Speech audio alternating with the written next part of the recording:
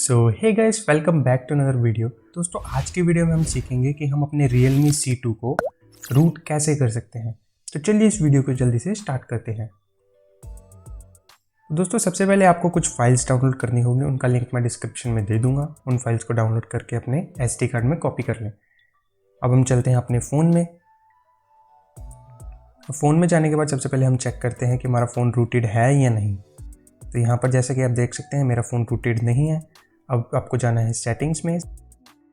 Settings में जाने के बाद आपको जाना है ब्लिसिफाई में, फिर बटन्स। अब यहाँ पर आप पावर मेन्यू पर क्लिक करें और एडवांस रिस्टार्ट को आप ऑन कर दें।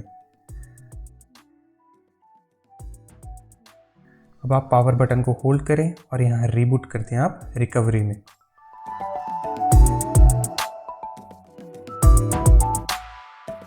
अब रिकवरी में आने के बाद सबसे पहले दोस्तों आपको जाना है वाइप में, एडवांस वाइप, और यहाँ पर आपको डेल्विक और कैशे को डिलीट कर देना है।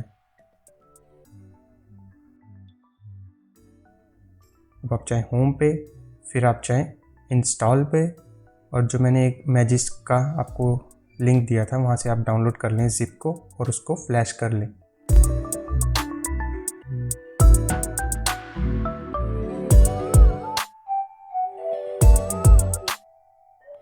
अब आप नीचे यहाँ पर आपको वाइप कैशे / डेल्विक पर क्लिक कर देना है और उनको भी स्वाइप कर देना है। अब आप चाहें इंस्टॉल इमेज पे और आपको VB मेटा को एज VB मेटा फ्लैश कर देना है। अब आप सिंपली अपने फ़ोन को रीबूट सिस्टम पर क्लिक कर दें और डू नॉट इंस्टॉल पर क्लिक कर दें।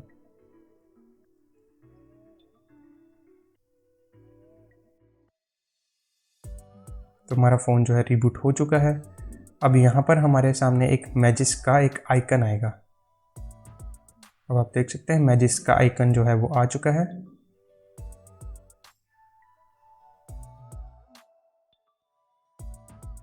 दोस्तों, आप इसको अपडेट मत करें। अगर आप इसको अपडेट करेंगे तो आपका फ़ोन जो है वो बूट लूप में फंस सकता है।